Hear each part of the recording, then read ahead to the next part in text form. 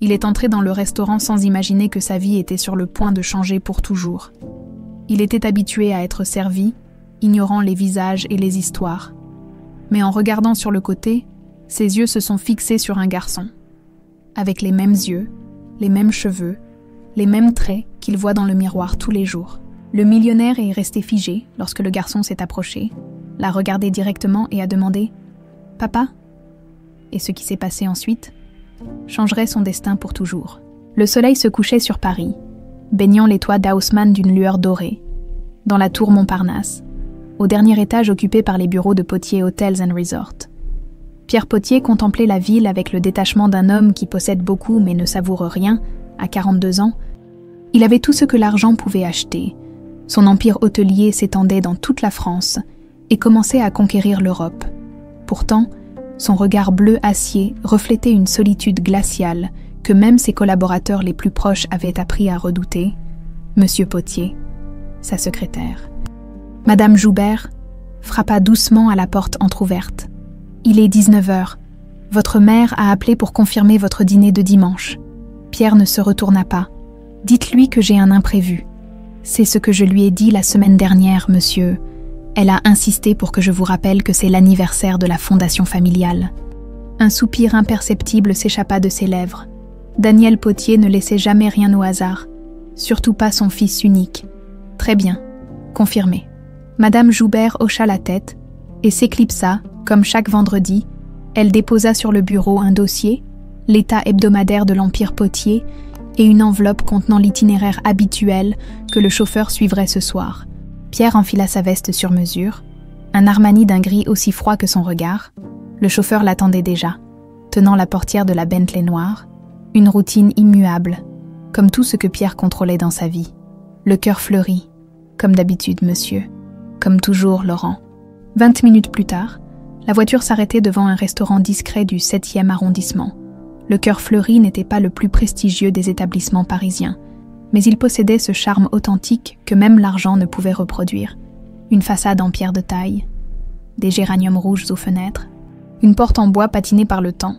Le maître d'hôtel s'inclina légèrement à l'entrée de Pierre. « Monsieur Potier, votre table habituelle est prête. » Sans un mot, Pierre le suivit jusqu'à une table discrète au fond de la salle, près d'une fenêtre donnant sur une petite cour intérieure où un vieil abricotier se dressait, illuminé par des guirlandes lumineuses.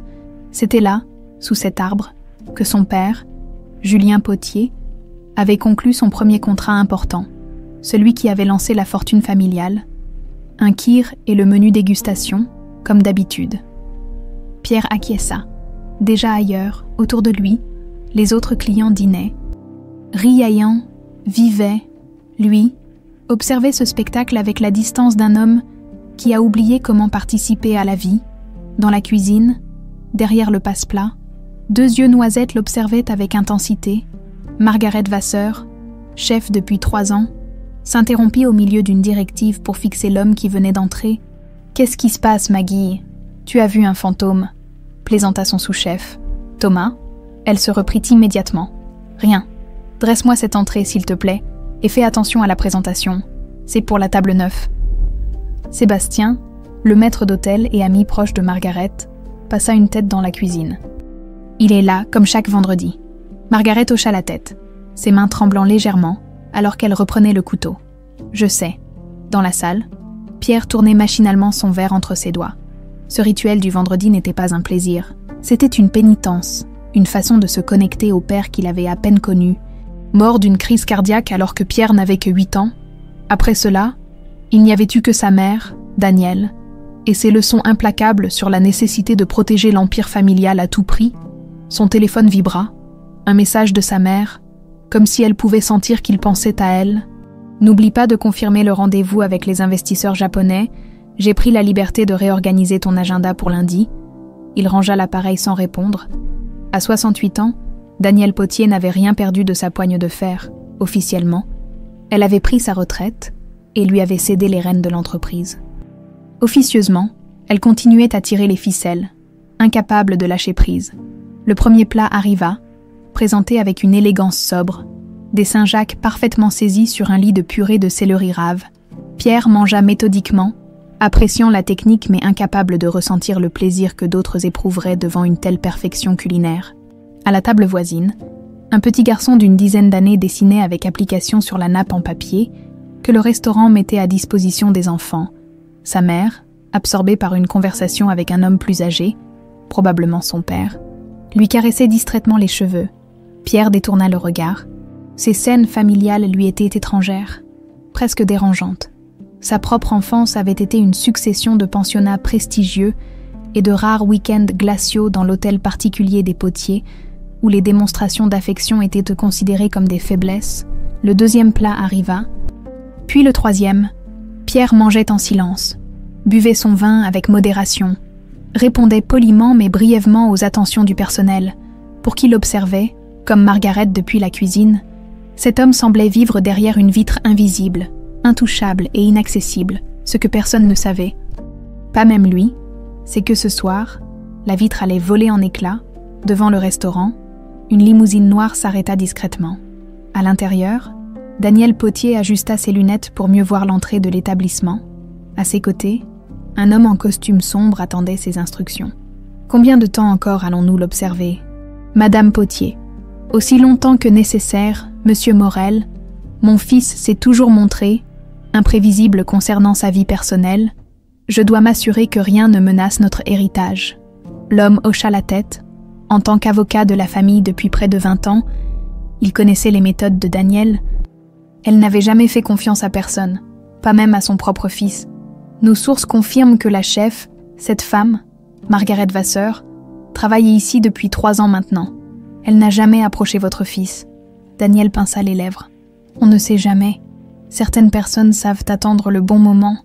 Dans le restaurant, Pierre termina son dessert et demanda l'addition. La soirée s'était déroulée comme des centaines d'autres avant elle, un rituel qui ne lui apportait aucune joie, juste une forme de continuité rassurante. Sébastien, le maître d'hôtel, s'approcha avec l'addition, mais au lieu de la déposer simplement, il prit place face à Pierre. C'était si inattendu, si contraire au protocole que Pierre en fut momentanément déstabilisé. « Monsieur Potier, nous avons un nouveau menu enfant aujourd'hui. J'ai pensé que, peut-être, vous voudriez l'essayer. » Pierre fronça les sourcils, confus par cette suggestion absurde. Mais avant qu'il puisse répondre, son regard fut attiré par quelque chose, ou plutôt quelqu'un. À quelques tables de là, le petit garçon qui dessinait avait levé la tête. Leurs regards se croisèrent, et le monde de Pierre Potier bascula. Les yeux du petit garçon étaient comme un miroir. 2 iris amandes, d'un vert émeraude moucheté d'or, exactement les mêmes que ceux que Pierre voyait chaque matin dans son reflet. Ce n'était pas seulement la couleur, c'était cette forme particulière, ce regard Potier que son père appelait autrefois la signature de la famille.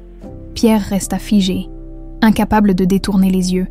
Le petit garçon semblait tout aussi fasciné, comme si une reconnaissance instinctive s'était établie entre eux. « Monsieur, vous allez bien ?» Sébastien, le maître d'hôtel, observait avec une nervosité mal dissimulée cette étrange confrontation silencieuse. Pierre ne répondit pas. Il scrutait maintenant l'enfant avec plus d'attention.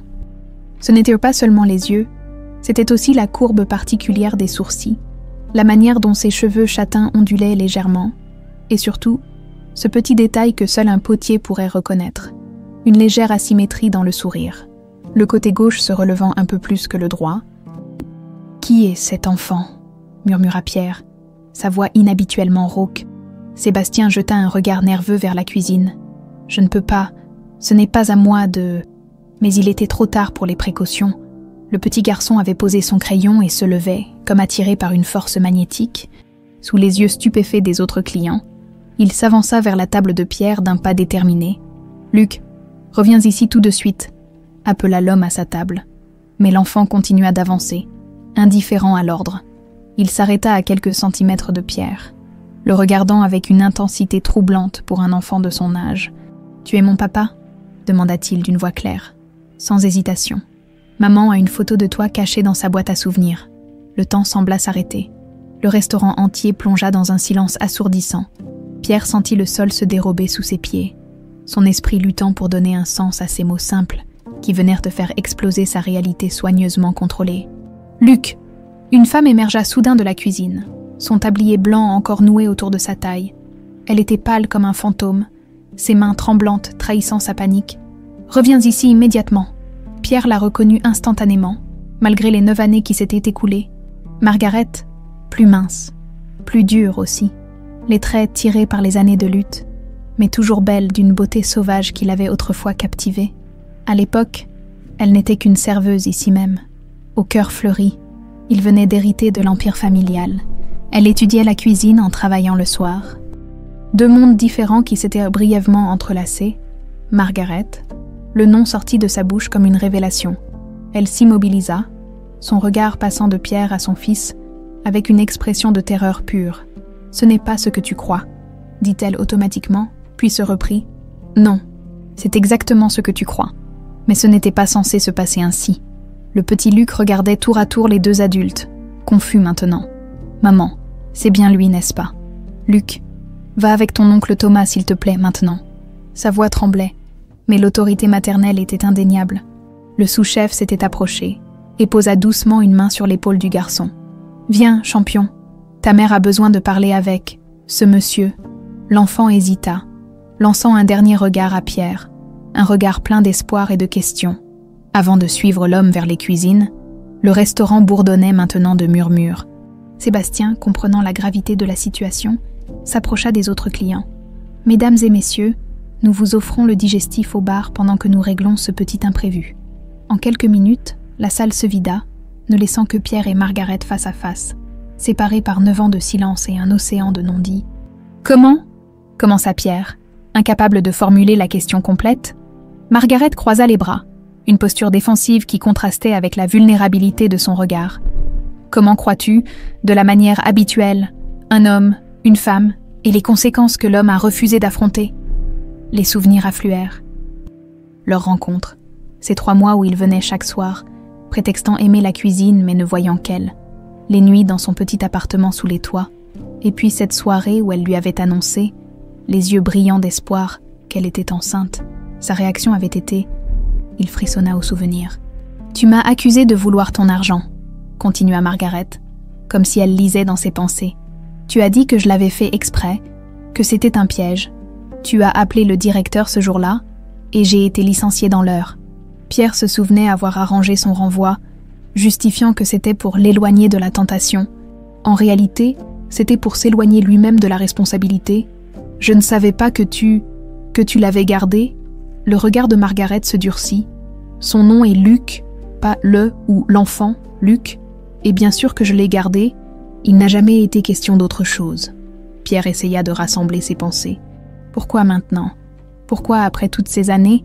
Margaret laissa échapper un rire sans joie. Ce n'était pas prévu, je ne voulais pas que ça se passe comme ça, je ne voulais même pas que ça se passe tout court. Elle s'assit lourdement sur la chaise en face de lui. Mais Luc a trouvé cette vieille photo. Il a commencé à poser des questions, et puis Sébastien m'a dit que tu venais toujours ici, chaque vendredi, comme un foutu rituel. Elle passa une main dans ses cheveux, un geste de fatigue qui la fit paraître soudain vulnérable. Je ne cherche rien de ta part, Pierre, ni argent, ni reconnaissance. Nous nous sommes débrouillés pendant 9 ans, nous continuerons. Mais quelque chose dans sa voix sonnait faux, comme si elle ne disait pas toute la vérité. Alors pourquoi travailler ici ? Pourquoi risquer cette rencontre ? Avant qu'elle puisse répondre, la porte du restaurant s'ouvrit. Daniel Potier se tenait là, impérial dans son tailleur Chanel gris perle, son regard froid évaluant la scène comme un général sur un champ de bataille. Je me doutais bien qu'il y avait une raison à l'attachement soudain de mon fils pour ce restaurant modeste. Sa voix était doucereuse, mais Pierre connaissait ce ton, celui qui précédait ses actions les plus impitoyables. Margaret se raidit. « Madame Potier, Mademoiselle Vasseur, ou peut-être devrais-je dire, la mère de mon présumé petit-fils. » Pierre se leva, une colère sourde montant en lui. « Mère, comment sais-tu ? Ne sois pas naïf, Pierre. Je fais surveiller ce restaurant depuis des années. Ton attachement à cet endroit n'a jamais été sain. » Elle s'avança, chaque pas mesuré sur le parquet ancien. Quand j'ai appris que Mademoiselle Vasseur était revenue, j'ai su qu'il y avait plus qu'une coïncidence. Elle se tourna vers Margaret, l'examinant comme on examine une contrefaçon. Le garçon lui ressemble, c'est indéniable. Ses yeux sont ceux des Potiers. Mais cela ne prouve rien. Je n'ai rien à vous prouver, répliqua Margaret, se levant pour faire face à la matriarche. Luc est mon fils, Et jusqu'à présent, c'était tout ce qui importait. Alors pourquoi cette mise en scène ce soir ? Insista Daniel. Margaret hésita, ses yeux cherchant un point d'appui ailleurs que sur les deux potiers. C'est à ce moment que Thomas réapparut, tenant Luc par la main. L'enfant semblait pâle, fatigué. « Margaret, » dit Thomas d'une voix tendue, « c'est encore arrivé, il faut l'emmener à l'hôpital. » Le visage de Margaret se transforma instantanément, toute hostilité remplacée par une peur viscérale. « Ces médicaments sont dans mon sac. » Dans le vestiaire, Pierre observa le garçon, son fils, et remarqua ses lèvres légèrement bleutées, sa respiration trop rapide. « Qu'est-ce qu'il a ?» Margaret lui lança un regard où la colère se mêlait au désespoir. « Une cardiomyopathie hypertrophique, la même qui a tué ton père, et qui pourrait tuer ton fils. Si nous ne trouvons pas l'argent pour le traitement spécialisé, » les dernières pièces du puzzle se mirent en place. Ce n'était pas un hasard. Ce n'était pas de l'argent ou une reconnaissance qu'elle cherchait. C'était une chance de sauver son fils, leur fils. Les lumières crues des urgences de l'hôpital Necker donnaient à chaque visage une pâleur fantomatique. Pierre se tenait en retrait, comme un étranger, regardant Margaret remplir frénétiquement des formulaires pendant que Thomas tenait Luc contre lui.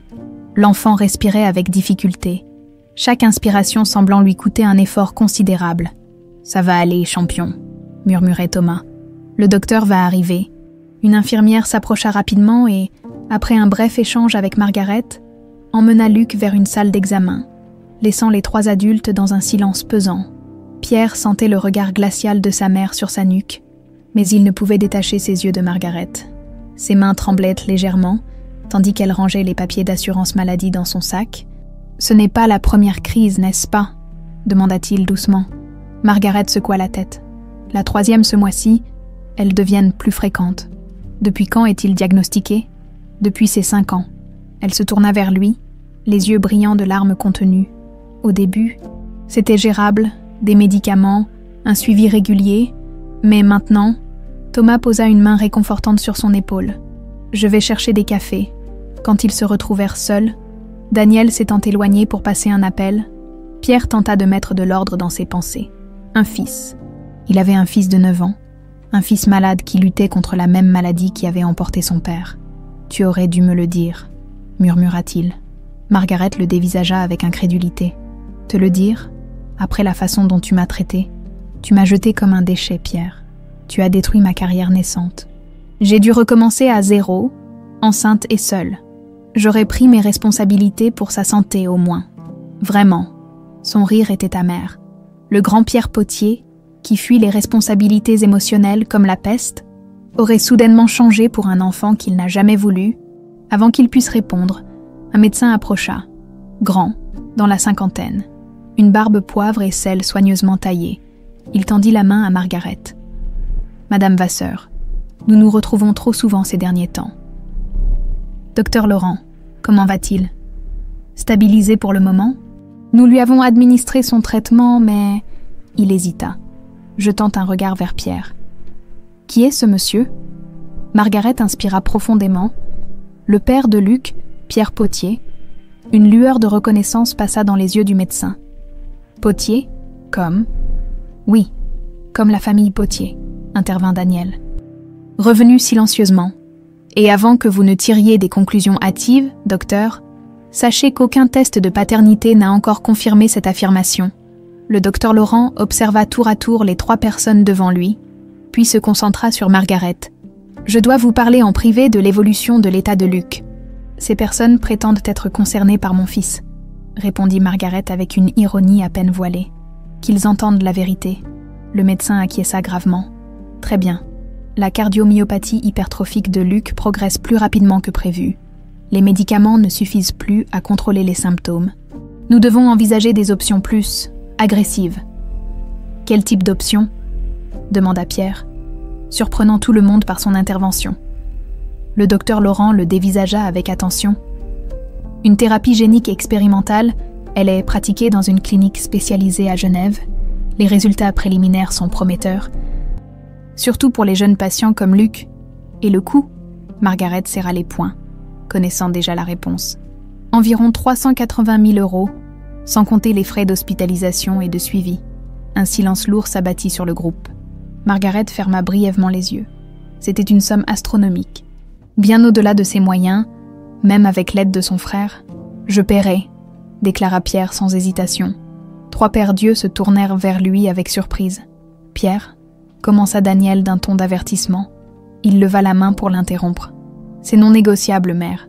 Si ce garçon est mon fils, et je crois qu'il l'est, je ne laisserai pas sa santé se détériorer quand j'ai les moyens d'aider. » Le docteur Laurent hocha la tête. « Il y a autre chose que vous devriez savoir, monsieur Potier.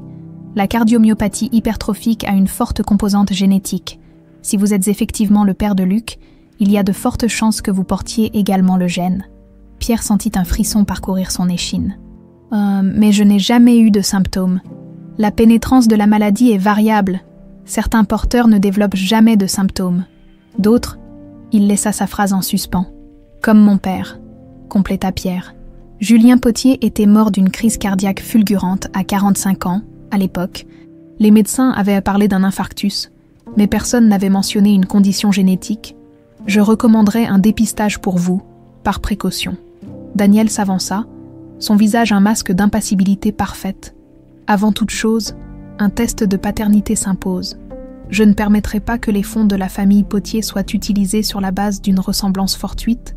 Margaret la fusilla du regard. Vous pensez vraiment que j'aurais inventé quelque chose d'aussi grave? Ce que je pense, mademoiselle Vasseur, c'est que des femmes plus sophistiquées que vous ont tenté de s'approprier la fortune des Potier par le passé. La procédure standard est claire, un test ADN, des résultats vérifiables, puis nous discuterons des options. Pierre observa sa mère avec un mélange de colère et de résignation. C'était typique de Daniel, transformer chaque situation humaine en transaction d'affaires, protéger le patrimoine avant tout. Un test de paternité ne changera rien à ma décision, affirma-t-il fermement. J'assumerai les frais médicaux de Luc dès maintenant. Margaret intervint, sa voix tremblante mais déterminée. Je n'accepterai pas un centime sans ce test. Elle se tourna vers Daniel. Non pas pour vous satisfaire, Madame Potier, mais pour que tout soit clair dès le départ. Je ne veux pas de votre argent autrement. Le docteur Laurent s'éclaircit la gorge. Je peux organiser le prélèvement immédiatement. Les résultats prendront environ 3 jours. Faites-le, ordonna Daniel. Elle se tourna vers Pierre. En attendant, je te suggère de ne prendre aucun engagement financier précipité. Mais Pierre ne l'écoutait plus. Son regard était fixé sur la porte de la salle d'examen où se trouvait Luc. À travers la vitre, il pouvait voir le petit garçon allongé, relié à des moniteurs, si petit dans ce grand lit médical. Un sentiment étrange et inhabituel montait en lui. Un instinct protecteur qu'il n'avait jamais ressenti auparavant. « Je veux le voir », dit-il simplement. Margaret hésita. « Je ne sais pas si c'est une bonne idée, il est déjà assez perturbé. S'il te plaît, juste quelques minutes. » Quelque chose dans son ton, peut-être sa vulnérabilité soudaine, sembla toucher Margaret. Elle acquiesça lentement. « D'accord, mais brièvement, et je reste avec toi. » Ils entrèrent ensemble dans la petite salle, laissant Daniel et le docteur Laurent dans le couloir. Luc avait les yeux fermés, sa poitrine se soulevant doucement au rythme de sa respiration maintenant plus régulière. Un moniteur cardiaque émettait un bip régulier. Rassurant dans sa constance, « Il s'est endormi », murmura Margaret. Les médicaments le fatiguent. Pierre s'approcha avec précaution, comme s'il craignait de réveiller l'enfant. De près, la ressemblance était encore plus frappante. Le même menton légèrement pointu, les mêmes pommettes hautes. C'était comme regarder une version plus jeune de lui-même. « Il aime dessiner », dit doucement Margaret. « Il est doué pour ça, et il adore les histoires d'aventure et les documentaires sur les animaux. » Pierre écoutait, avide de chaque détail sur cet enfant qui était une partie de lui et qu'il ne connaissait pas. Il sait, pour sa maladie, Margaret hocha la tête, autant qu'un enfant de 9 ans peut comprendre. Il dit que son cœur est comme une voiture de course avec un moteur trop puissant pour le châssis. Un sourire triste passa sur ses lèvres. Il trouve toujours des images comme ça, des façons de rendre les choses moins effrayantes. À cet instant, les paupières de Luc frémirent et s'ouvrirent. Ses yeux verts, encore voilés par le sommeil, se posèrent sur eux. « Maman », sa voix était faible, à peine audible. « Je suis là, mon cœur. » Elle s'approcha, caressant doucement son front, puis le regard de Luc se déplaça vers Pierre, et une lueur de reconnaissance s'y alluma. « C'est vrai alors, tu es vraiment mon papa. » Pierre sentit sa gorge se nouer. Il ne pouvait pas mentir, pas à ses yeux qui étaient si semblables aux siens. « Oui, » répondit-il simplement. « Je crois que je le suis. » Un petit sourire étira les lèvres de Luc. « Ya cool » murmura-t-il, avant de se rendormir. Ce simple mot, prononcé avec l'innocence d'un enfant qui ne comprenait pas encore toutes les complications, résonna profondément en Pierre. Pour la première fois depuis des années, il sentit quelque chose se fissurer dans la carapace qu'il avait construite autour de son cœur. Dans le couloir, Danielle observait la scène à travers la vitre, son expression indéchiffrable. À côté d'elle, le docteur Laurent semblait mal à l'aise. « Vous étiez le médecin de mon mari, n'est-ce pas ?» demanda-t-elle soudainement, sans quitter des yeux son fils et son petit-fils présumé. Le médecin tressaillit légèrement. « Oui, Madame Potier, il y a longtemps. Et vous saviez qu'il souffrait de cette condition. » Le diagnostic était différent à l'époque. Les yeux de Danielle, froids comme l'acier, se tournèrent vers lui. « Intéressant comme les choses reviennent toujours nous hanter, n'est-ce pas, docteur ?» Le médecin pâlit légèrement, mais garda le silence. 3 jours s'écoulèrent dans une étrange suspension du temps. Luc avait été gardé en observation pendant 24 heures avant d'être autorisé à rentrer chez lui avec un traitement ajusté. Pierre, contre toute attente, s'était soumis à un prélèvement sanguin pour le test de paternité et à un dépistage génétique complet. Dans son vaste bureau au sommet de la tour Potier, Pierre contemplait la pluie qui battait contre les vitres. L'enveloppe contenant les résultats du test était posée sur son bureau, encore scellée. Il n'avait pas eu besoin de l'ouvrir pour savoir ce qu'elle contenait. La vérité était inscrite dans les yeux de cet enfant. Dans ses traits, dans ce petit sourire asymétrique si caractéristique des Potier, la porte s'ouvrit sans qu'on ait frappé. Seul Danielle Potier s'octroyait ce privilège. « Tu ne l'as pas encore ouverte ?» constata-t-elle en désignant l'enveloppe. Pierre haussa les épaules. « Pourquoi faire ? Nous connaissons déjà la réponse. » Danielle prit l'enveloppe et l'ouvrit d'un geste sec. Ses yeux parcoururent rapidement le document avant de le tendre à son fils. « 99%. Félicitations. Tu es officiellement père d'un enfant malade de 9 ans. » Il y avait une froideur dans sa voix qui ne surprenait plus Pierre depuis longtemps. Danielle n'avait jamais été une femme chaleureuse, mais depuis la mort de son mari, elle semblait avoir perdu toute capacité d'empathie. « J'ai contacté la clinique à Genève, » annonça Pierre. « Ils peuvent prendre Luc dans 2 semaines. » « Pierre, je t'en conjure, réfléchis avant d'agir. » Danielle prit place dans le fauteuil face à lui. Une reconnaissance de paternité a des implications financières considérables. Si cette femme décide de te poursuivre pour 9 années de pension alimentaire rétroactive, cela pourrait se chiffrer en millions. C'est donc ça qui t'inquiète, l'argent. Pierre secoua la tête, incrédule. Un enfant, ton petit-fils, pourrait mourir sans ce traitement? Je ne dis pas de ne pas payer pour son traitement, je dis qu'il faut être stratégique. Elle sortit un dossier de son sac. J'ai demandé à Étienne Morel d'examiner nos options. Pierre connaissait bien Étienne Morel, l'avocat de la famille depuis des décennies, réputé pour son habileté à négocier des accords favorables aux Potier, quelles que soient les circonstances. « Quelles options ?» demanda-t-il avec méfiance. « Une offre financière généreuse en échange d'une renonciation à toute réclamation future.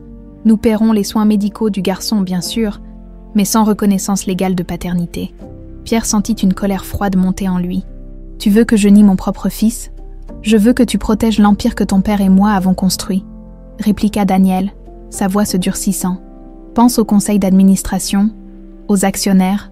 Tu crois qu'ils seront ravis d'apprendre que l'héritier Potier a un enfant illégitime avec une cuisinière ? Chef, corrigea automatiquement Pierre.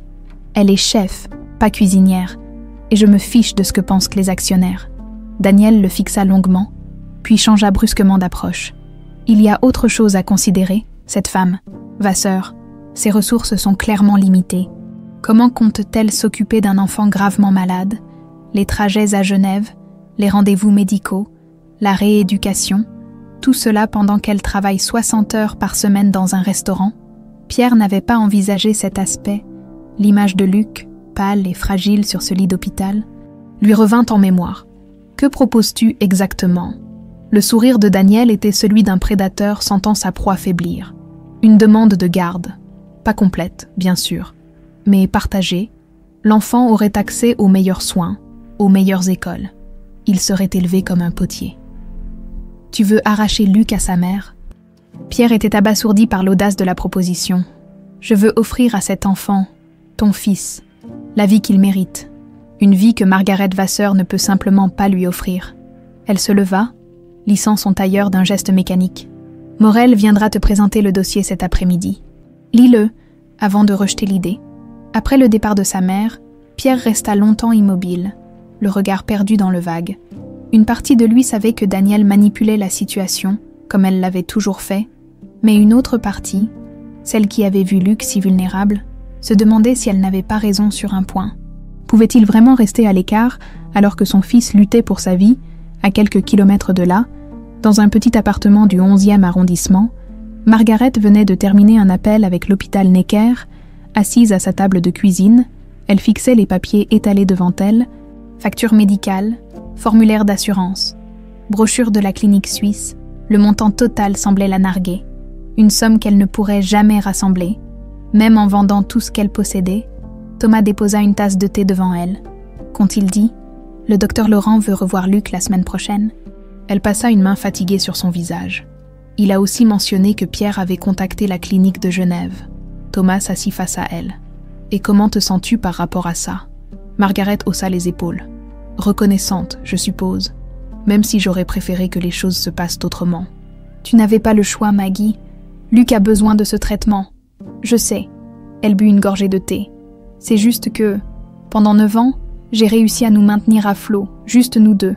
Et maintenant, en l'espace de quelques jours, les Potier sont entrés dans nos vies comme un ouragan. » La sonnette de l'appartement retentit, interrompant leur conversation. Thomas se leva pour ouvrir. Un homme en costume gris se tenait sur le seuil, une mallette à la main. « Maître Étienne Morel ?» se présenta-t-il. « Avocat de la famille Potier. Puis-je m'entretenir avec mademoiselle Vasseur ?» Margaret sentit un frisson d'appréhension la parcourir. « Entrez !»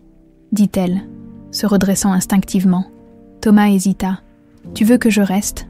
Elle acquiesça, reconnaissante pour son soutien.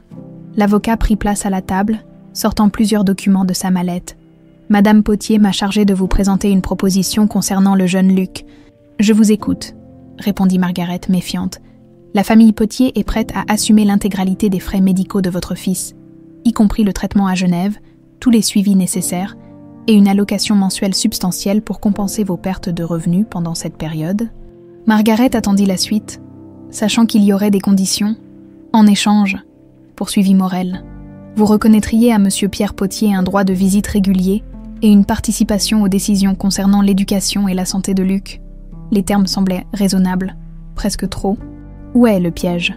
L'avocat sourit légèrement. « Il n'y a pas de piège, mademoiselle Vasseur, simplement des précautions légales. » Il poussa un document vers elle. « Ceci est un accord de confidentialité concernant votre relation passée avec M. Potier, et celui-ci stipule que vous renoncez à toute réclamation de pension alimentaire rétroactive. » Margaret parcourut rapidement les documents, son visage s'assombrissant. « Et celui-ci » demanda-t-elle en désignant un troisième document plus épais. « Une disposition concernant la résidence principale de Luc en cas d'aggravation de son état de santé. » Elle le feuilleta, son cœur s'accélérant à mesure qu'elle comprenait. « Si l'état de Luc se dégrade, vous voulez qu'il vive chez les Potier. C'est une clause de sauvegarde, » expliqua Morel d'un ton apaisant. « Uniquement dans le cas où vous ne pourriez plus assurer les soins nécessaires. » Thomas, qui lisait par-dessus son épaule, laissa échapper un juron. « C'est une demande de garde déguisée. Si Luc va mal, ils peuvent l'emmener. » L'avocat se tourna vers lui avec froideur. « Et vous êtes ?» Thomas Vasseur, son frère, et chef au cœur fleuri. « Je vois. » Morel reporta son attention sur Margaret. « Comprenez que la famille Potier a des ressources considérables qui pourraient bénéficier à Luc. Des infirmières privées, des équipements médicaux à domicile, des choses que vous suggérez que je ne peux pas lui offrir. » Compléta Margaret, sa voix tremblante de colère. « La réalité, mademoiselle Vasseur, est que vous travaillez de longues heures dans un métier exigeant. Comment comptez-vous concilier cela avec les soins d'un enfant gravement malade ?» La question frappa Margaret en plein cœur, touchant à ses propres angoisses. « Je trouverai un moyen, j'ai toujours trouvé. » Morel referma sa mallette. « Réfléchissez à notre offre. Les traitements à Genève coûtent cher, et le temps joue contre vous. » Il se leva pour partir, puis ajouta « Oh, et Madame Potier vous fait savoir qu'elle serait ravie de vous rencontrer demain à 15h au Plaza Athénée pour discuter de ses arrangements de façon plus personnelle. » Après son départ, Margaret resta figée, les documents étalés devant elle comme une menace tangible. « Ils ne peuvent pas faire ça, » murmura Thomas. « Ils ne peuvent pas t'arracher ton fils. »« Ils sont les potiers, » répondit-elle amèrement. « Ils font ce qu'ils veulent. » À cet instant, la porte de la chambre s'ouvrit doucement et Luc apparut, ses cheveux ébouriffés par la sieste. « Maman, j'ai fait un rêve. J'étais dans un grand jardin avec plein d'arbres. Et il y avait un chien qui me suivait partout. » Margaret força un sourire. « C'est un joli rêve, mon cœur. Il y avait aussi papa, » ajouta Luc avec cette candeur enfantine qui ne voyait pas les complications. Il me montrait comment grimper aux arbres. Margaret sentit son cœur se serrer. Comment expliquer à un enfant de 9 ans que le père qu'il venait de découvrir faisait partie d'une famille prête à le lui arracher? Dehors, la pluie s'était intensifiée, martelant les fenêtres comme un présage sombre des tempêtes à venir. L'hôtel particulier des Potiers, niché dans le 16e arrondissement, était l'incarnation parfaite de l'opulence parisienne. Façade haussmannienne impeccable, balcons en fer forgé, cour intérieure pavée où les premières feuilles d'automne virevoltaient dans l'air frais du matin. Pierre n'y avait pas mis les pieds depuis des mois, préférant son penthouse ultramoderne du 8e. Loin de l'ombre omniprésente de sa mère, pourtant, ce matin-là, il se tenait devant la porte massive, une clé à la main. Son rendez-vous avec le docteur Laurent avait été bref mais bouleversant. Le médecin avait confirmé ce que Pierre redoutait déjà.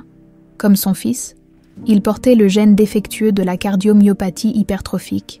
Contrairement à Luc, il ne présentait que des symptômes mineurs pour l'instant, mais le risque d'une détérioration soudaine existait. « Votre père avait la même mutation génétique », avait expliqué le médecin. « J'ai été surpris que vous n'ayez jamais été informé. » L'information avait frappé Pierre comme un coup de poing. Daniel avait toujours affirmé que la mort de Julien Potier était due à un simple infarctus, lié au stress et à son mode de vie. Jamais elle n'avait mentionné une maladie génétique. C'est ce qui l'avait conduit ici, dans cette maison pleine de souvenirs qu'il évitait soigneusement. Il savait que Daniel était au Plaza Athénée pour rencontrer Margaret, une réunion qu'il avait apprise par hasard et qui l'inquiétait profondément. Mais pour l'instant, il avait besoin de réponses que seul le passé pouvait lui fournir. L'intérieur était silencieux, le personnel ayant reçu congé pour l'après-midi selon les instructions de Daniel. Pierre monta directement au 2e étage, vers la pièce qui avait été le bureau de son père. Daniel l'avait transformé en une sorte de sanctuaire figé dans le temps, préservant méticuleusement tout comme au dernier jour de la vie de Julien. Sur le seuil, Pierre hésita. Enfant, ce bureau avait toujours été un lieu interdit, puis intimidant. Aujourd'hui, il y entrait en quête de vérité. Le bureau massif en acajou dominait la pièce. Les murs étaient couverts de livres et de photographies savamment disposées. Julien serrant des mains illustres, inaugurant des hôtels, posant fièrement avec sa femme. Pierre remarqua qu'aucune photo ne le montrait. Lui, enfant, comme si son existence avait été soigneusement effacée de la mémoire visuelle de la famille. Il commença par les tiroirs du bureau, mais ne trouva que des documents commerciaux soigneusement classés. Puis il s'attaqua à la bibliothèque, cherchant un indice, un signe quelconque. Ce fut en déplaçant une rangée de classeurs financiers qu'il la vit, une petite porte dissimulée dans le lambris. À peine visible si l'on ne savait pas où regarder, le cœur battant, Pierre l'ouvrit pour découvrir un coffre-fort encastré. Il essaya plusieurs combinaisons, la date de naissance de son père, celle de son mariage, sans succès. Puis, par intuition, il composa sa propre date de naissance. Le mécanisme s'enclencha. À l'intérieur, une boîte en bois simple contrastait avec l'opulence environnante. Pierre la prit délicatement et l'ouvrit. Elle contenait des lettres, toutes adressées à lui, mais jamais envoyées. L'écriture élégante et ferme de son père était reconnaissable entre mille.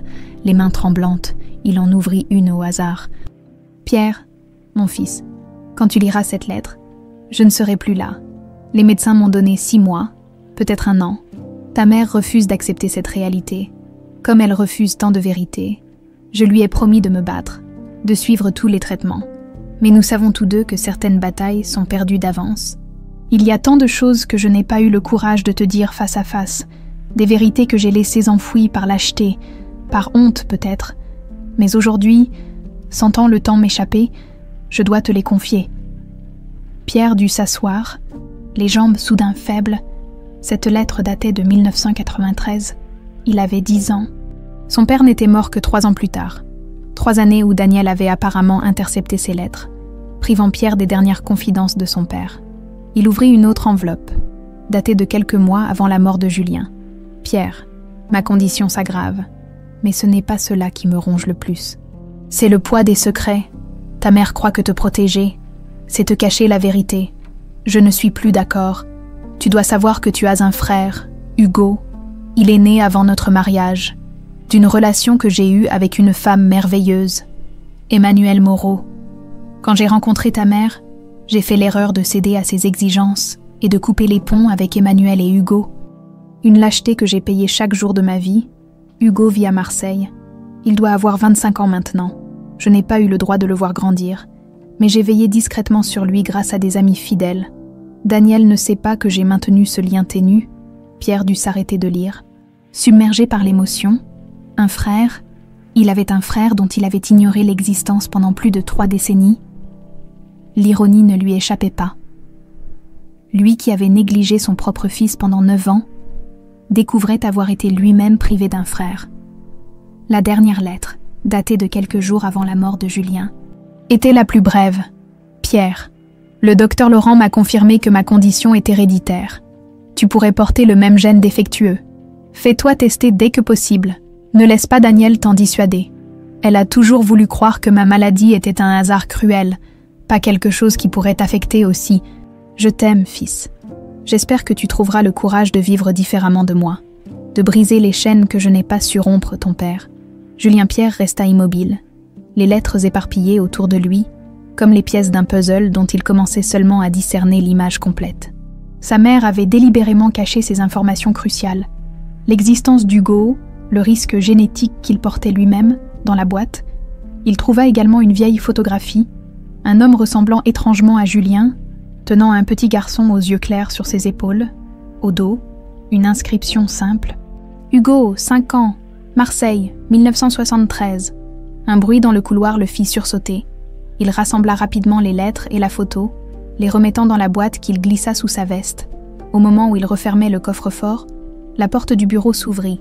« Je me demandais si tu viendrais ici, » dit Daniel, son regard calculateur évaluant la situation. « Qu'as-tu trouvé de si intéressant dans les vieilles affaires de ton père ?»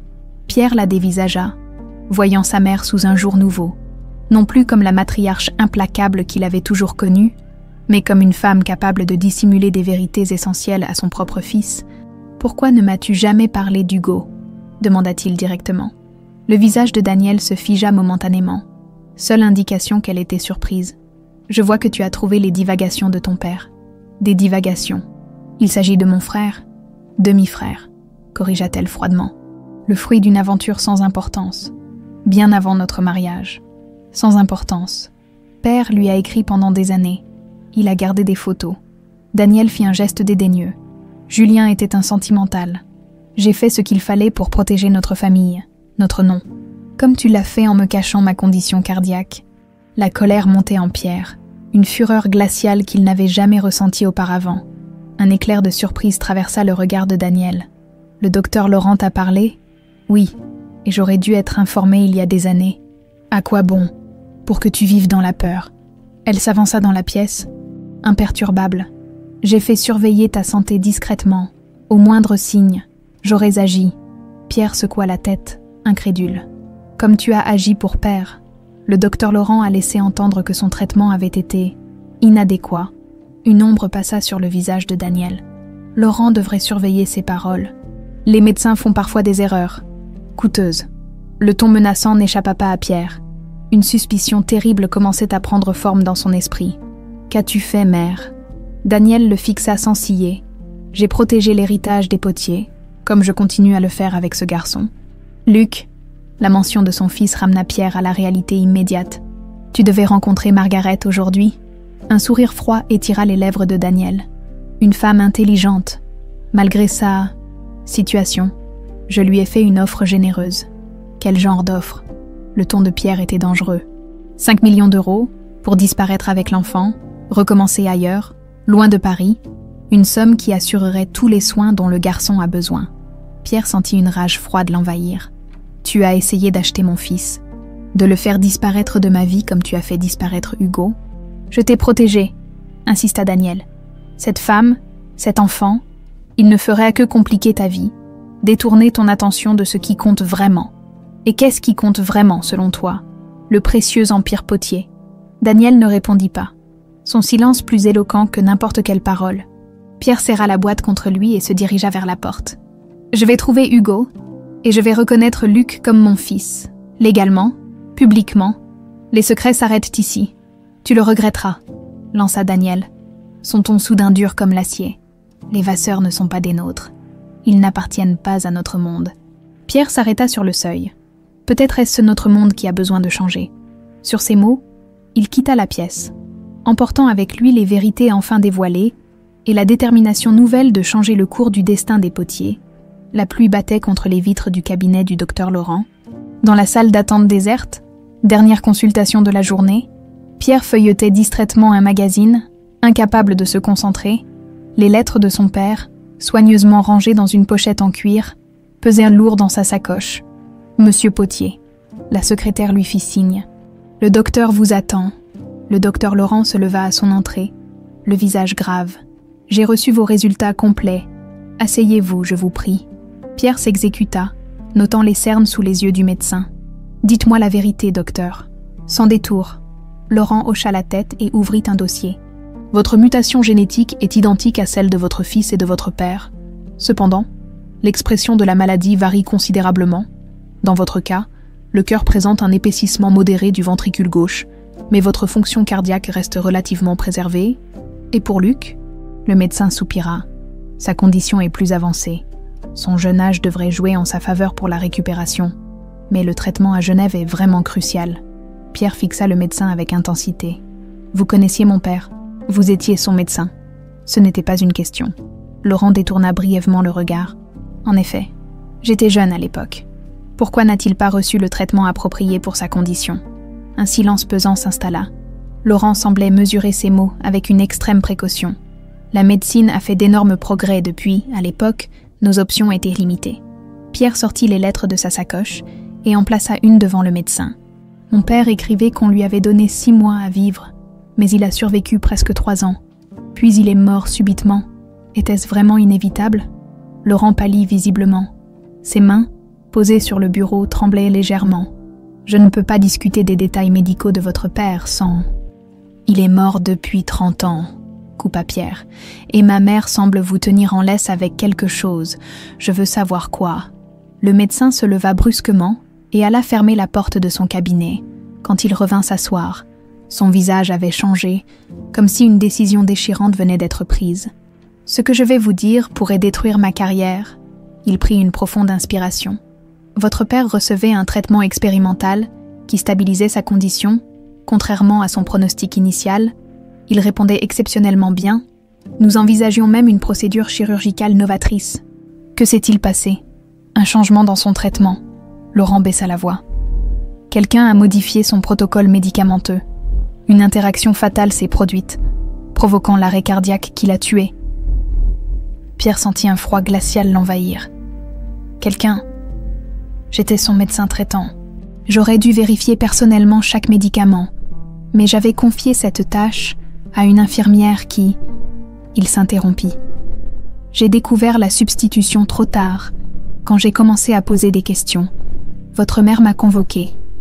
Et elle avait des preuves suggérant que j'avais commis une négligence. Des documents que je n'avais jamais vus, des signatures que je ne reconnaissais pas. Elle m'a fait comprendre que ma carrière serait détruite si j'évoquais la moindre irrégularité. Pierre eut l'impression que l'air se raréfiait dans la pièce. « Vous suggérez que ma mère... » « Je ne suggère rien, » coupa vivement Laurent. « Je vous raconte simplement les faits. L'enquête interne a conclu à une mort naturelle due à la progression de la maladie.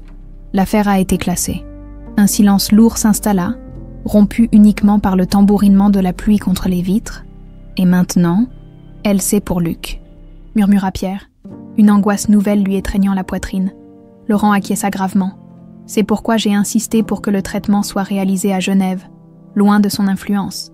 Et pourquoi j'ai demandé à vous voir seul aujourd'hui. » Il sortit un dossier d'un tiroir fermé à clé. « J'ai étudié les dernières avancées dans le traitement de votre condition. Il existe une thérapie expérimentale qui pourrait aider Luc, mais elle nécessite des cellules souches compatibles, En tant que père biologique, vous seriez le donneur idéal. Pierre comprit immédiatement. Un traitement qui nous lierait, lui et moi, biologiquement, légalement, irréversiblement. Exactement. Ce n'est pas un simple don financier que n'importe qui pourrait faire. C'est un engagement physique qui ne peut venir que de vous. Quel est le risque pour moi ? Laurent hésita. Le prélèvement n'est pas anodin. Avec votre condition cardiaque, même modérée, il y a un certain danger. Rien d'extrême, mais réel. Pierre ne prit même pas le temps de réfléchir. Je le ferai. Un coup frappa à la porte, interrompant leur conversation. La secrétaire passa la tête. Docteur, désolé de vous déranger, mais j'ai Madame Vasseur au téléphone, c'est urgent. Le visage de Laurent se crispa. Passez-la moi. Il activa le haut-parleur. Margaret. La voix de Margaret était tendue, presque méconnaissable. C'est Luc, il a perdu connaissance pendant le dîner, les secours sont en route, mais... Dans combien de temps serez-vous à l'hôpital ? 10 minutes, peut-être moins. J'y serai. Laurent raccrocha et se tourna vers Pierre. Nous devons y aller maintenant. Son état s'aggrave plus vite que prévu. L'unité de soins intensifs pédiatriques de l'hôpital Necker était un monde à part, où le temps semblait suspendu. Pierre, assis dans la salle d'attente, observait Margaret à travers la vitre de la chambre de Luc. Elle tenait la main de son fils, lui parlant doucement alors qu'il dormait. Relié à plusieurs moniteurs et perfusions, Thomas arriva, portant 2 cafés. Il entendit un à Pierre, un geste de trêve inattendu. « Merci », murmura Pierre. « Comment va-t-elle » ? « Elle tient bon, c'est la 3e fois qu'on se retrouve ici ce mois-ci. Mais jamais aussi longtemps. » Pierre acquiesça silencieusement. L'angoisse qu'il ressentait était nouvelle pour lui, une peur viscérale qu'il n'avait jamais éprouvée auparavant. Était-ce cela ? Être père ? Cette terreur constante mêlée à un désir féroce de protéger. « Votre mère était venue la voir hier », dit soudain Thomas. Au Plaza Athénée, Pierre se tendit. « Je sais. Elle lui a offert 5 millions d'euros pour disparaître avec Luc. Je sais aussi. » Pierre fixa son café. « Et qu'a répondu Margaret ?» Thomas eut un sourire amer. « Elle a refusé, évidemment, malgré tout ce que votre famille lui a fait. Margaret a des principes. Elle croit qu'un enfant a besoin de connaître ses origines. » Le docteur Laurent sortit de la chambre de Luc et s'approcha d'eux, le visage grave. « J'ai stabilisé son rythme cardiaque pour l'instant, mais nous ne pouvons plus attendre.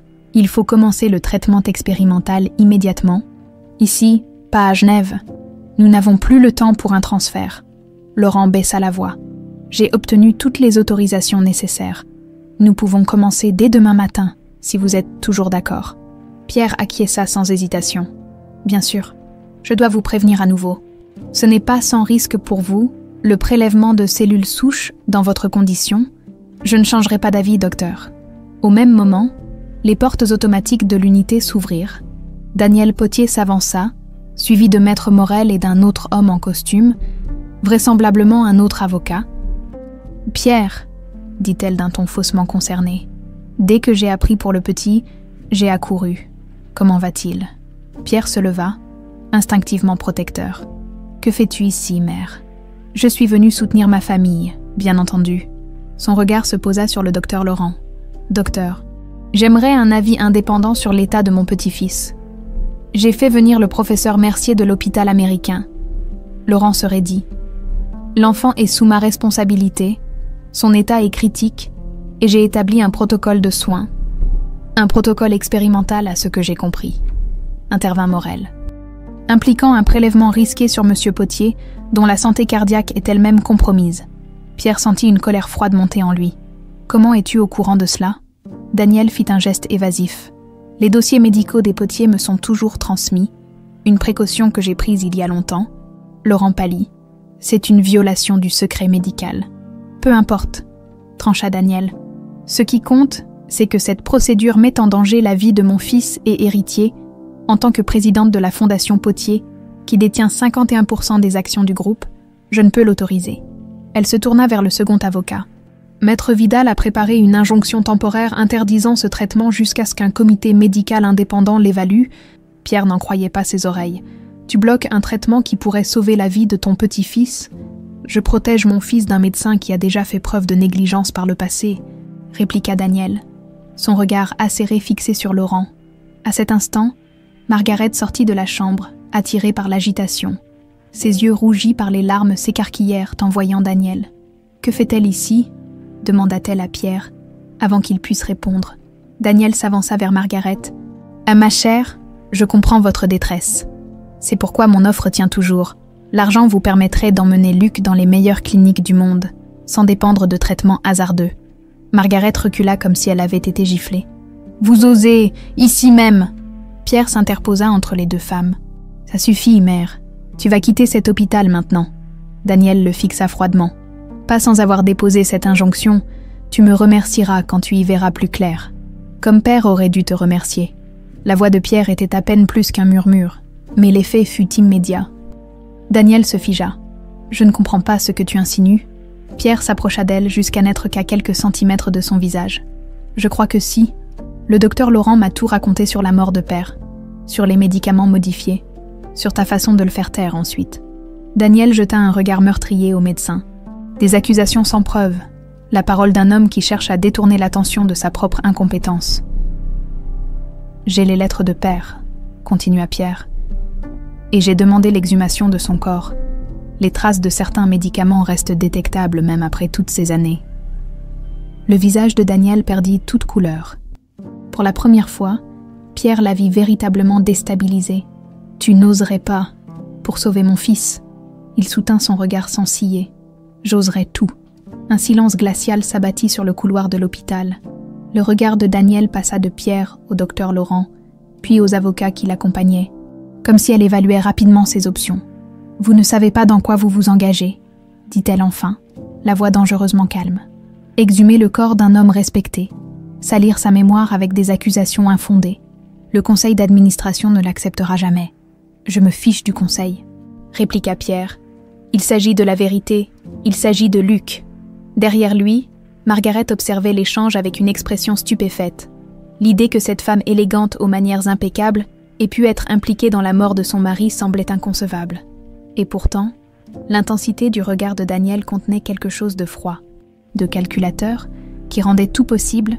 « J'ai une proposition », intervint le docteur Laurent, s'attirant le regard assassin de Daniel. « Monsieur Potier peut signer une décharge assumant tous les risques du prélèvement. Cela annulerait votre objection médicale, Madame Potier. »« Et l'injonction ?» demanda Pierre. Maître Morel s'éclaircit la gorge, visiblement mal à l'aise. « Elle se base sur l'argument que votre vie est mise en danger contre votre gré si vous signez une déclaration affirmant le contraire. » Daniel fusilla l'avocat du regard. « Ne vous avisez pas de les aider. » Pour la première fois, Morel sembla hésiter entre sa loyauté envers Daniel et ce qui se jouait sous ses yeux. « Je suis avocat, madame. Je me dois de présenter les options légales à toutes les parties. » Pierre saisit l'opportunité. « Préparez ces documents immédiatement, je les signerai. » Daniel fit un pas vers son fils. Abandonnant sa façade de calme, « Tu ne comprends pas ce que tu risques. Ce médecin et cette cuisinière te manipulent. »« Chef !» corrigea automatiquement Pierre, provoquant un léger sourire sur les lèvres de Margaret, malgré la gravité de la situation. Le bip régulier des machines médicales dans la chambre de Luc rappelait à tous l'urgence de la situation.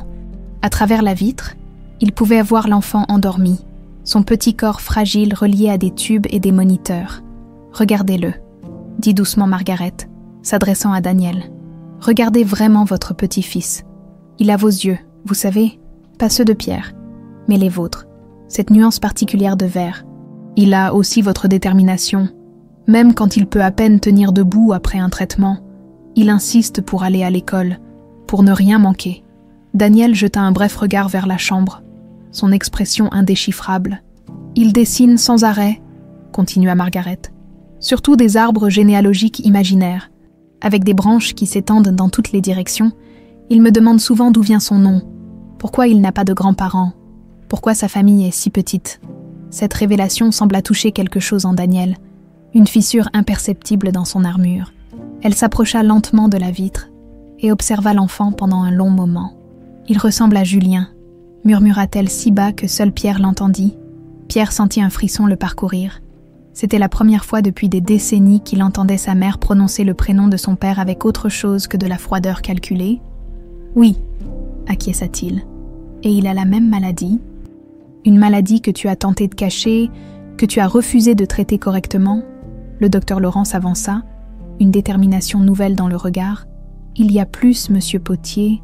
Votre père avait commencé un protocole innovant juste avant sa mort, un traitement qui donnait des résultats prometteurs.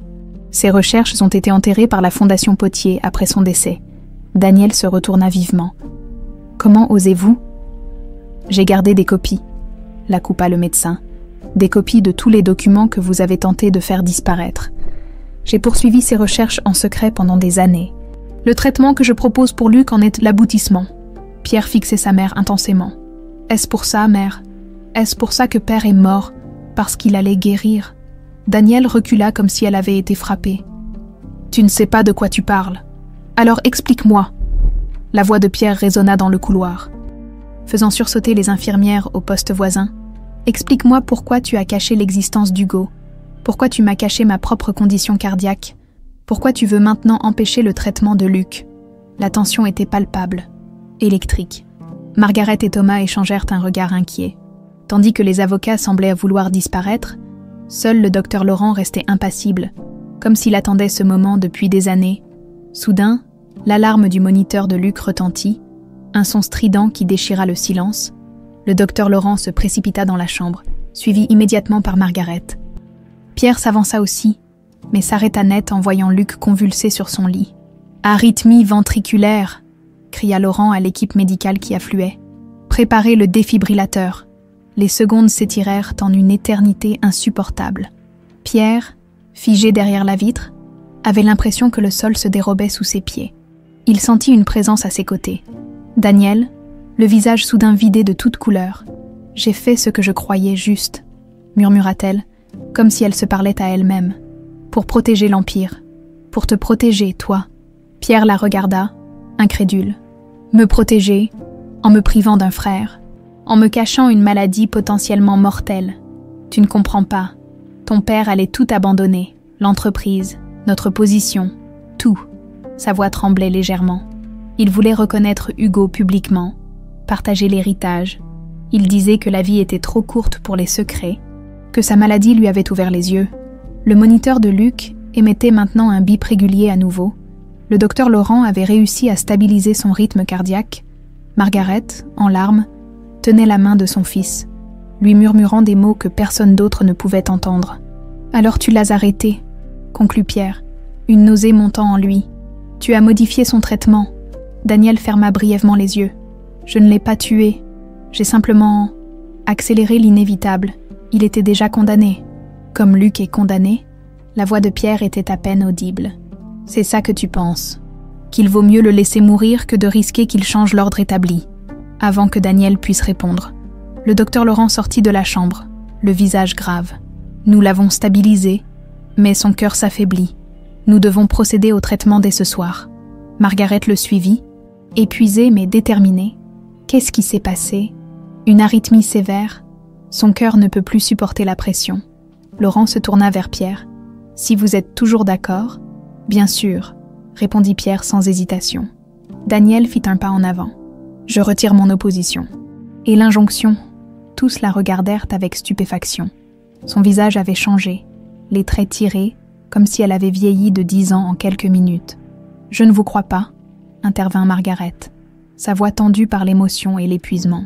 « Après tout ce que vous avez fait », Daniel l'ignora. S'adressant directement au docteur Laurent, « Faites ce que vous devez faire pour sauver mon petit-fils. » Le médecin acquiesça gravement. « Nous allons préparer monsieur Potier pour le prélèvement immédiatement. » Alors que l'équipe médicale s'activait, Daniel s'approcha de Pierre. « Ce que j'ai fait, je l'ai fait pour préserver notre héritage, pour que tu puisses régner sur un empire intact. Je n'ai jamais voulu régner, mère, juste vivre. » Il lui tourna le dos pour suivre le docteur Laurent, mais s'arrêta en entendant un bruit sourd derrière lui. Daniel s'était effondré, une main crispée sur sa poitrine, le visage déformé par la douleur. « Mère !» Pierre se précipita vers elle, tandis que Thomas appelait à l'aide. Les yeux de Daniel s'accrochèrent aux siens, emplis d'une lucidité surprenante malgré la souffrance. « Ton frère ?» haleta-t-elle, sa voix à peine audible. « Hugo Martel. » Marseille. L'équipe médicale accourut avec un chariot d'urgence, écartant Pierre pour s'occuper de Daniel. Dans la confusion qui suivit, personne ne remarqua Margaret qui s'était approchée et avait entendu les derniers mots de la matriarche, alors que Daniel était emmené vers une salle de réanimation Pierre se retrouva face à Margaret, tous deux figés dans un moment suspendu entre le chaos du passé et l'incertitude de l'avenir. « Tu dois aller te préparer », dit-elle doucement. « Luc a besoin de toi maintenant. » Pierre acquiesça, le regard encore fixé sur les portes derrière lesquelles sa mère luttait pour sa vie. « Et si elle meurt, avec tous ses secrets ?» Margaret posa une main hésitante sur son bras. « Alors nous chercherons les réponses ensemble, pour Luc, pour qu'il connaisse toute son histoire. » Ce simple contact, ce « nous » inattendu, contenait une promesse de pardon que Pierre n'aurait jamais cru possible quelques jours plus tôt. « Mon pour Luc », répéta-t-il, trouvant dans ces deux mots simples la force d'avancer vers l'inconnu.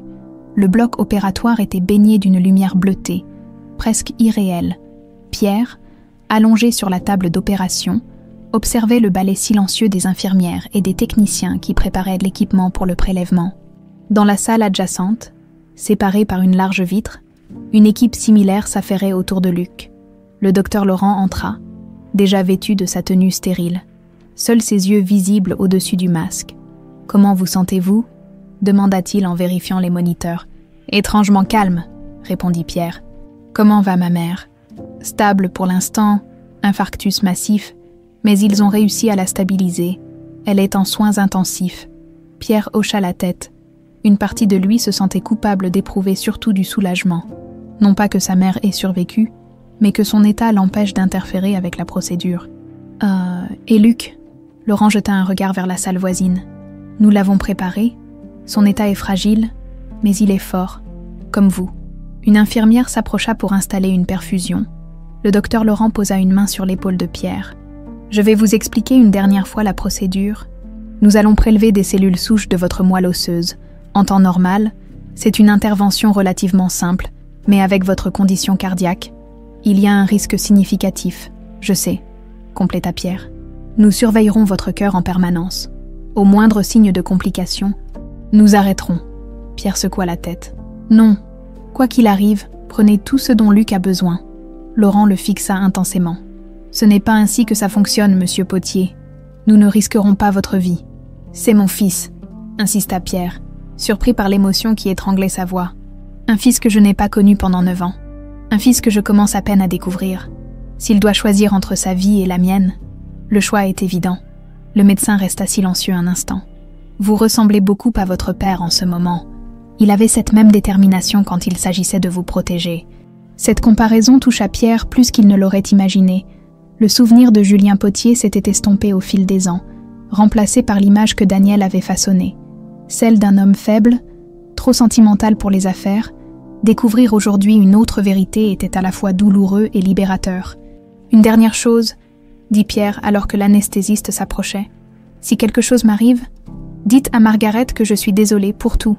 Dites-lui que je suis reconnaissant pour Luc, même si je n'ai pas su le mériter. » Laurent hocha la tête solennellement. « Je le lui dirai, mais vous pourrez le faire vous-même. » L'anesthésiste plaça un masque sur le visage de Pierre. « Comptez à rebours à partir de 10, s'il vous plaît.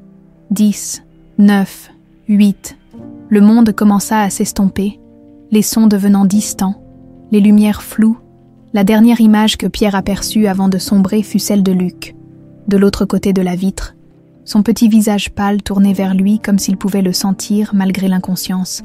Pierre flottait dans un espace indéfini, ni lumineux ni sombre, juste, différent, une sensation étrange de légèreté l'envahit, comme si le poids de son corps, de ses responsabilités, de son nom même s'était évaporé. C'est désorientant au début, n'est-ce pas ? Il se retourna, si tenté qu'on puisse parler de se retourner dans cet espace sans repère, et se retrouva face à un homme qu'il reconnut immédiatement, bien qu'il semblât plus jeune que dans ses souvenirs. « Père !» Julien Potier sourit, ce sourire asymétrique si caractéristique que Pierre avait redécouvert sur le visage de Luc. « Je ne pensais pas te voir si tôt, fils. Suis-je mort ? Pas encore.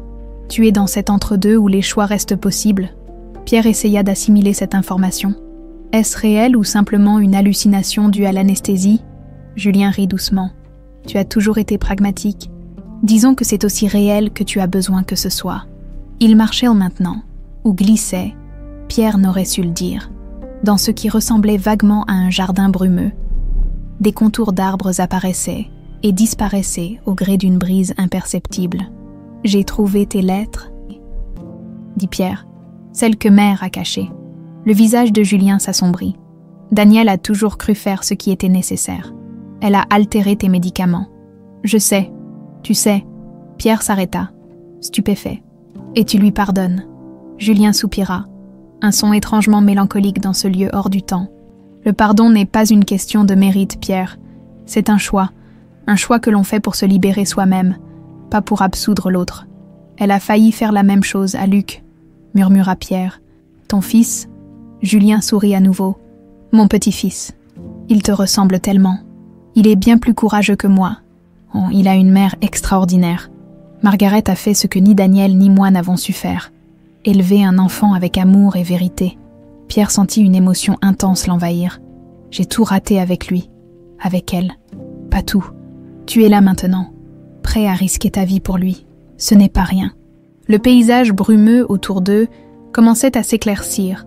Au loin, Pierre distingua une silhouette d'enfant qui jouait sous un grand arbre. « Est-ce Luc ?»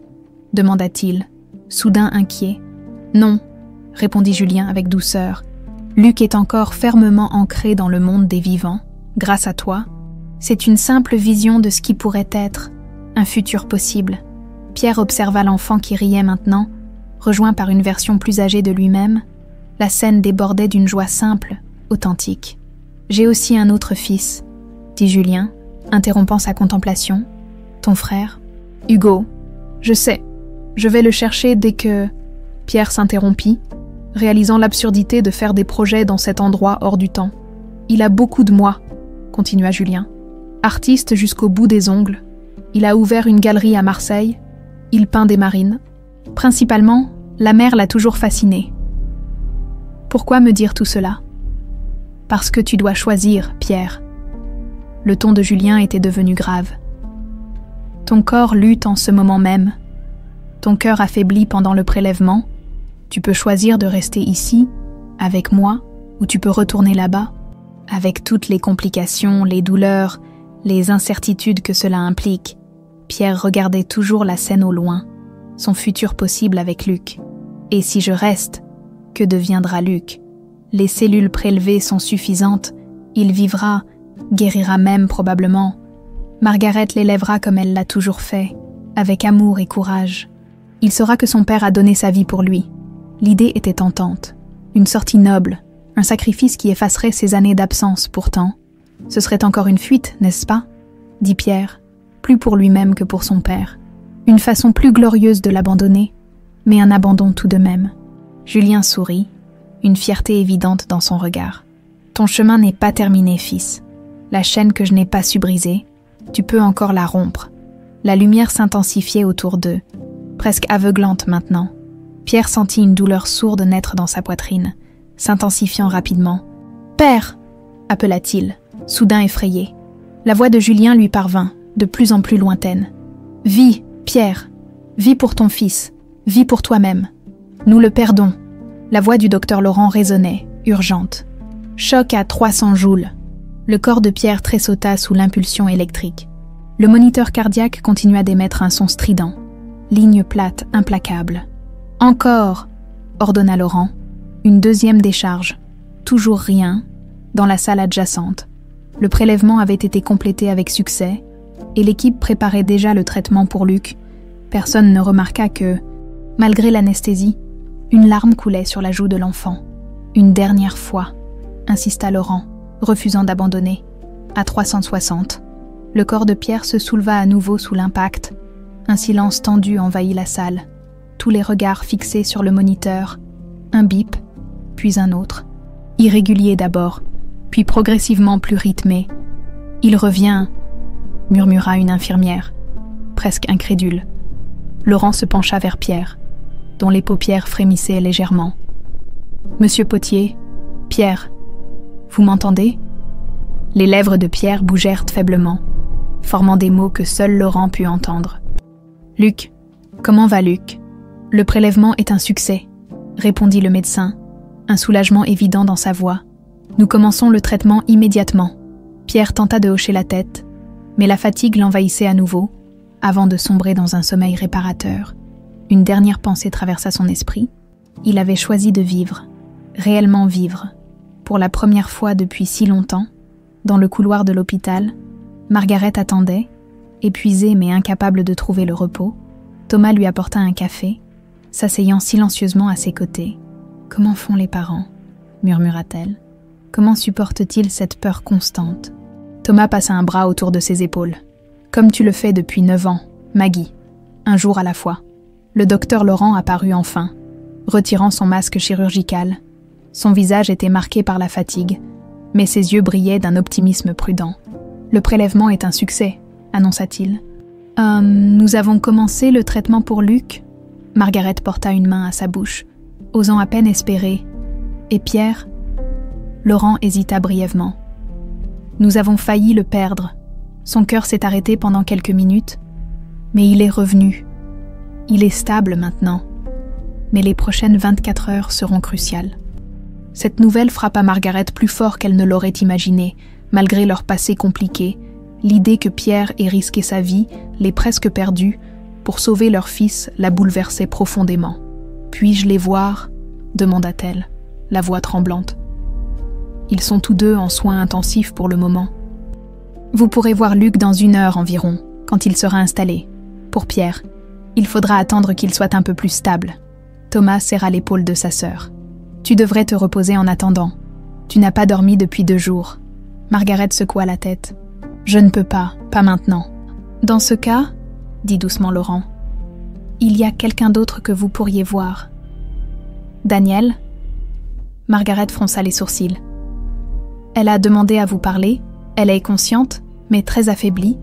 Les médecins ne sont pas optimistes quant à ses chances de récupération complète. » Margaret échangea un regard avec son frère, qui haussa les épaules. « C'est à toi de décider. » Après un moment d'hésitation, elle acquiesça. « Je vais la voir. » Le docteur Laurent la guida vers une autre aile de l'hôpital, où Daniel Potier reposait dans une chambre privée, entouré d'équipements médicaux sophistiqués.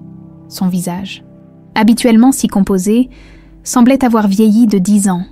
Pourtant, ses yeux s'animèrent lorsqu'elle vit Margaret entrer. « Mademoiselle Vasseur » murmura-t-elle, sa voix à peine audible. « Vous êtes venue. » Margaret s'approcha du lit, méfiante mais sans hostilité. « Vous vouliez me parler. » Un faible sourire étira les lèvres pâles de Daniel. « Je voulais voir la femme qui a réussi là où j'ai échoué, élever un potier avec humanité. » Ces mots, venant de cette femme qui avait tenté de lui arracher son fils quelques heures plus tôt, laissèrent Margaret sans voix. « Pierre et Luc ?» demanda Daniel. « Ils ont survécu à l'opération. Luc reçoit le traitement, Pierre est en observation. » Daniel ferma brièvement les yeux, un soulagement évident traversant son visage. « Bien, c'est bien. » Elle rouvrit les yeux, fixant Margaret avec une intensité surprenante pour quelqu'un dans son état. « Dans mon bureau, derrière le portrait de Julien, il y a un coffre. Le code et la date de naissance de Pierre. Vous y trouverez tout ce dont vous aurez besoin pour Hugo. Et pour Luc. Tout. Pourquoi me dire cela à moi? Parce que vous êtes celle qui a le plus à perdre, celle qui a le plus à protéger. » Sa voix faiblissait. « Dites à Pierre, dites-lui que j'ai fait ce que je croyais nécessaire. Et que je suis...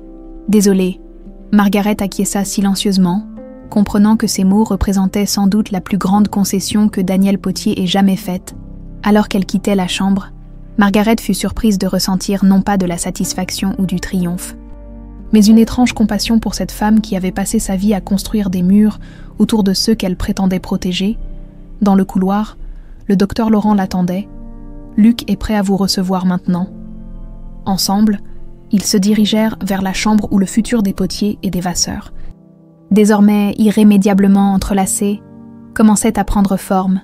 3 semaines s'écoulèrent dans une brume de rendez-vous médicaux, d'examens et d'attentes. L'hôpital était devenu un monde à part, avec ses propres règles et son propre rythme. Margaret y avait établi une routine, partageant son temps entre la chambre de Luc et celle de Pierre. Jonglant avec les appels du restaurant où Thomas assurait l'intérim en cuisine, ce matin-là, elle entra dans la chambre de Luc avec un petit cactus dans un pot coloré. Le garçon, assis dans son lit, dessinait avec application.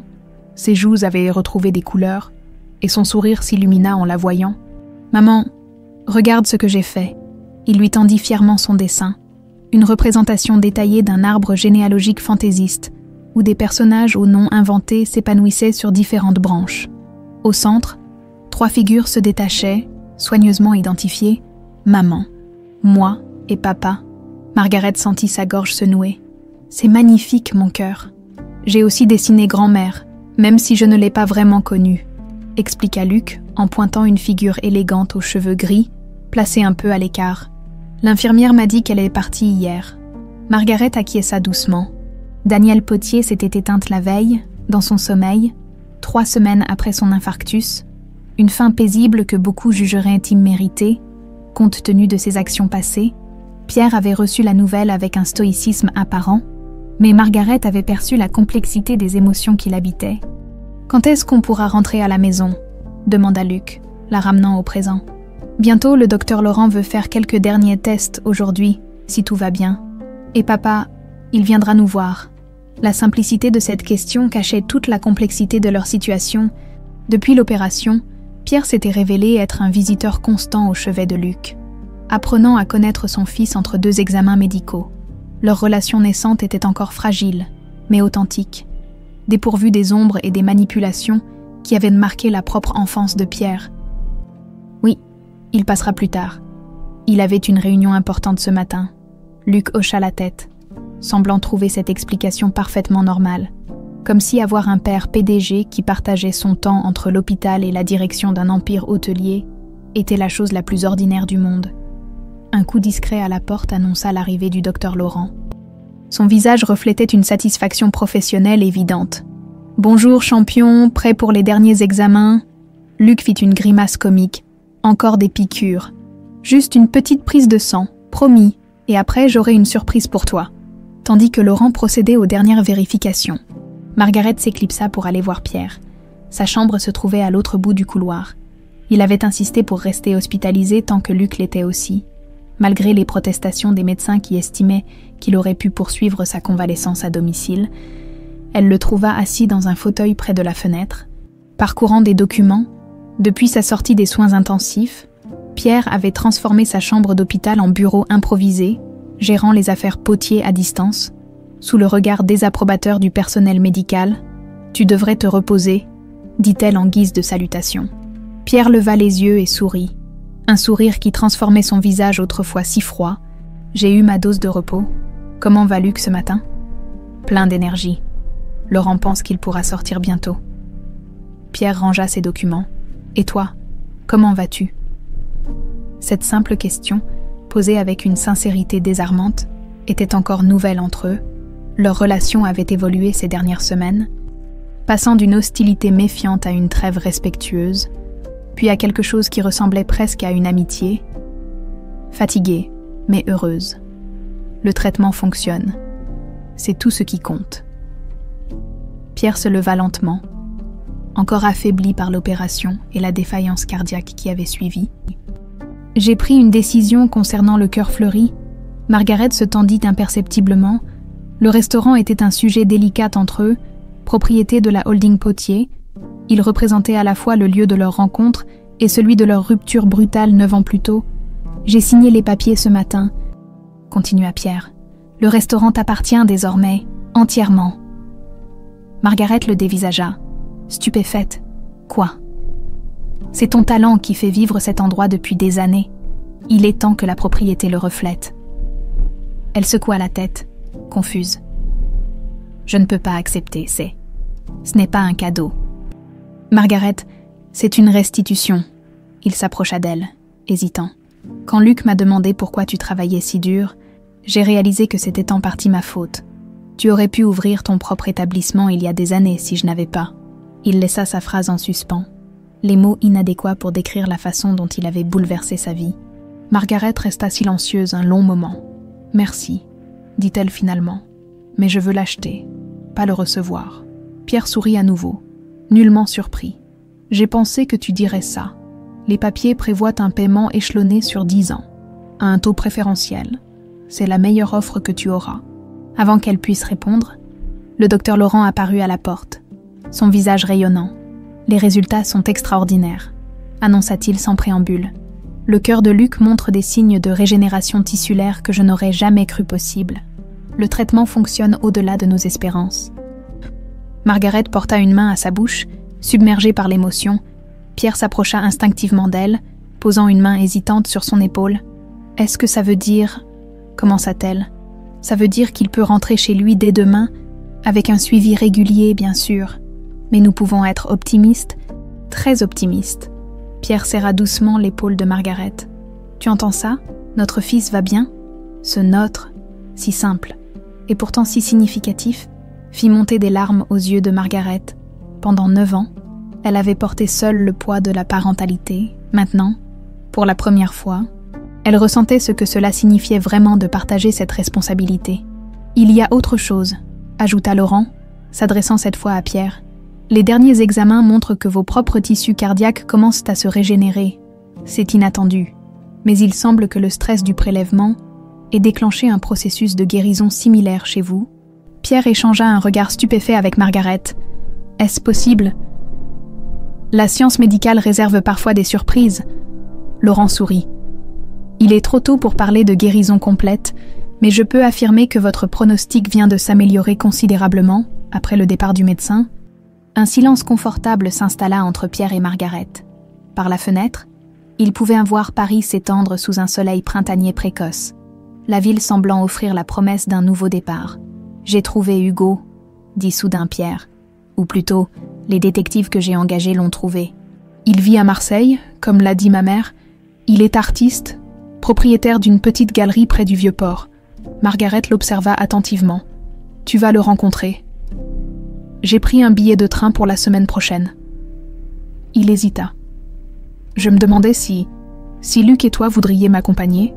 La proposition était inattendue. « Tu veux que nous venions ?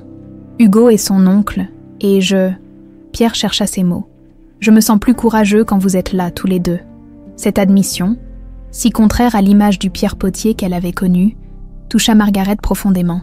« Je demanderai à Luc.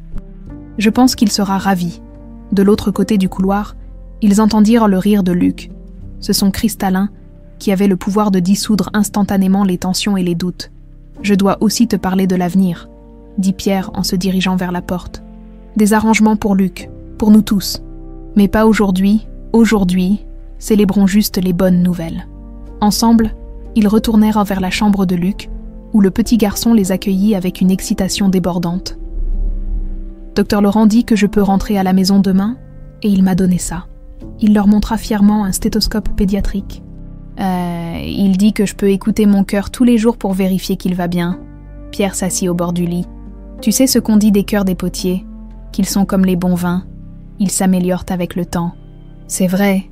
demanda Luc, les yeux écarquillés. « Non, je viens de l'inventer. » admit Pierre avec un clin d'œil. « Mais ça pourrait devenir vrai pour nous. » Margaret observait cette scène avec un mélange de tendresse et d'incrédulité, qui aurait cru, quelques semaines plus tôt, que leur vie prendrait ce tournant, que l'homme qu'elle avait tant détesté deviendrait un père attentionné, un partenaire dans cette aventure qu'était l'éducation de Luc. Dehors, Paris continuait sa course immuable. Au loin, on apercevait la silhouette du cœur fleuri, bientôt renommé, avait décidé Margaret, un nouveau nom pour marquer un nouveau chapitre, tout en honorant les racines qui les avaient tous réunis. Pour le meilleur et pour le pire, le cœur renouvelé, murmura-t-elle pour elle-même, testant le nom qui lui était venu à l'esprit. Un cœur nouveau. Pierre l'entendit et sourit, comprenant parfaitement. Luc, entre eux, était le vivant témoignage que parfois les cœurs brisés pouvaient se reconstruire. Plus fort qu'avant, 3 mois s'étaient écoulés depuis les événements à l'hôpital. L'été parisien battait son plein, enveloppant la ville d'une chaleur dorée qui transformait même les ruelles les plus étroites en tableaux impressionnistes, dans le jardin intérieur du cœur renouvelé, anciennement le cœur fleuri. Les tables étaient adressées pour une occasion spéciale. Margaret ajustait la dernière décoration sur le gâteau d'anniversaire. 10 bougies colorées formaient un cercle parfait sur le glaçage chocolaté. À côté d'elle, Thomas disposait les assiettes avec une précision presque militaire. « Tu crois qu'on a assez de chaises ?» demanda-t-elle, inspectant la table principale où des ballons bleus et verts flottaient doucement dans la brise légère. Thomas leva les yeux au ciel. « C'est la 3e fois que tu demandes. Oui, nous avons assez de chaises, assez de couverts, assez de verres, et probablement trop de nourriture. Je veux juste que tout soit parfait. C'est déjà parfait, Maggie. » Il posa les mains sur ses épaules. Luc va adorer. Le restaurant avait été fermé au public pour l'occasion. La célébration du 10e anniversaire de Luc, ces 3 derniers mois avaient apporté plus de changements que les 9 années précédentes. Le cœur renouvelé était officiellement la propriété de Margaret, l'acte de vente signé la semaine précédente. La rénovation de l'espace, subtile mais significative, reflétait sa vision personnelle. Respect des traditions culinaires françaises, avec une touche contemporaine qui lui était propre. La sonnette de la porte d'entrée retentit, et Thomas alla accueillir les premiers invités, des camarades de classe de Luc et leurs parents, puis l'équipe du restaurant au complet. Peu après, le docteur Laurent arriva, accompagné de 2 collègues de la clinique de Genève, qui avaient supervisé le protocole révolutionnaire. Margaret vérifiait une dernière fois la disposition, quand Pierre et Luc apparurent dans l'encadrement de la porte du jardin. Le petit garçon portait une chemise bleue assortie à ses yeux, ses cheveux soigneusement coiffés pour l'occasion. Pierre, plus détendu qu'elle ne l'avait jamais vu, avait troqué ses costumes formels pour un ensemble plus décontracté. « Joyeux anniversaire !» s'exclamèrent en chœur les invités déjà présents. Luc s'avança, les yeux écarquillés devant le spectacle. « Tout ça, c'est pour moi. Tout ça, c'est pour toi, champion », confirma Margaret en l'embrassant sur le front. 10 ans, ça se fait dignement.